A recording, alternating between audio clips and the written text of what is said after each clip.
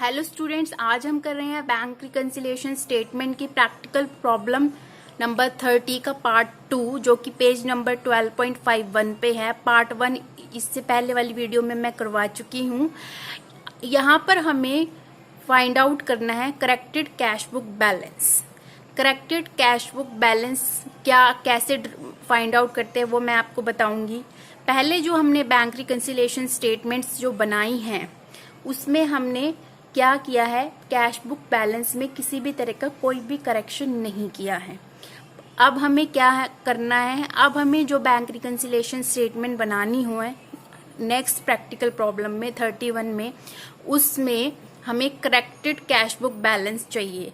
Corrected cash book balance कैसे find out होता है और क्यों होता है वो मैं आपको बता रही हूँ। कैश बुक को करेक्ट करते हैं उन एंट्रीज के लिए जो कैश बुक में रिकॉर्ड होनी चाहिए, पर बैंक रिकन्सिलिएशन स्टेटमेंट को प्रिपेयर करने से पहले उसको रिकॉर्ड नहीं किया गया है।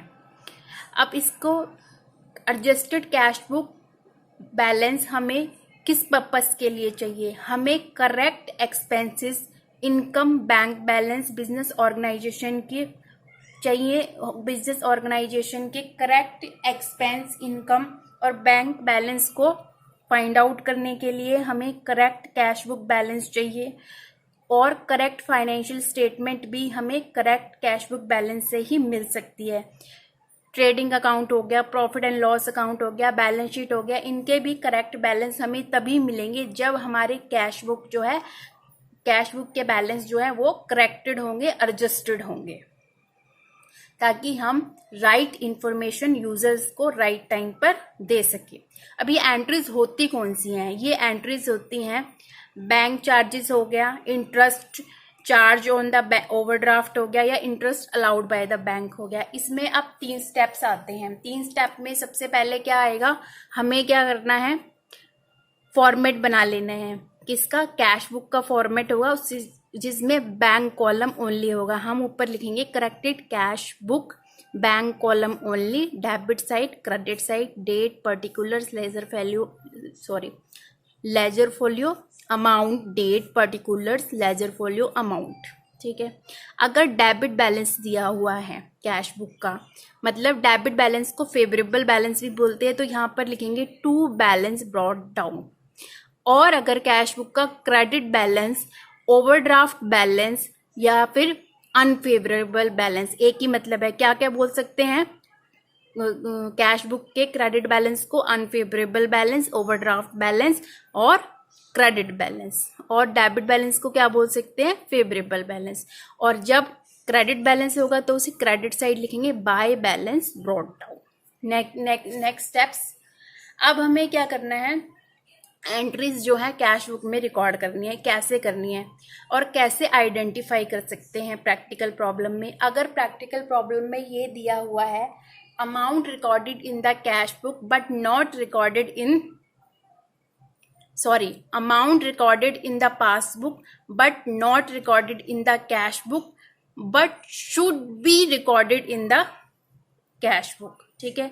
अमाउंट पासबुक में तो रिकॉर्ड है पर कैश बुक में रिकॉर्ड नहीं है, पर कैश बुक में रिकॉर्ड होना चाहिए, या फिर उस अमाउंट को कैश बुक में रिकॉर्ड करना भूल गए हैं। कौन कौन सी एंट्रीज हो सकती हैं? जैसे कि बैंक चार्जेस हो गया, जैसे interest allowed by the bank हो गया, interest charge on the overdraft हो गया। ठीक है।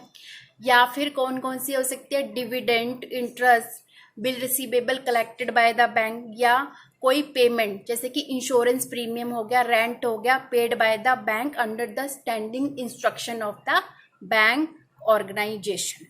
इस तरह की एंट्रीज हो सकती हैं।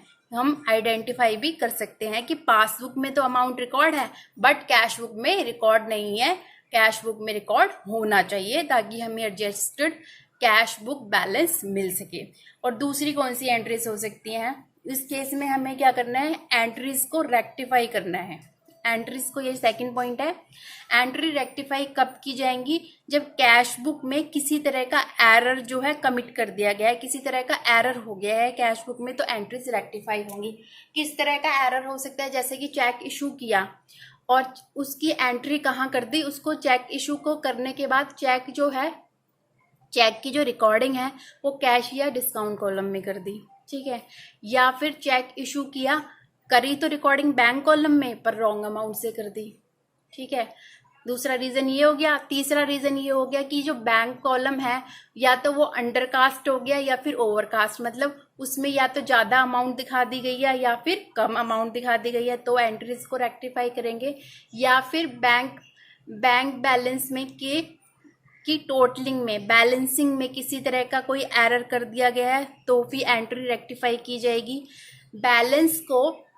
बैंक बैलेंस को कैरी फॉरवर्ड करते हुए या ब्रॉड फॉरवर्ड करते समय कोई एरर हो गया है तो भी एंट्री रेक्टिफाई की जाएगी।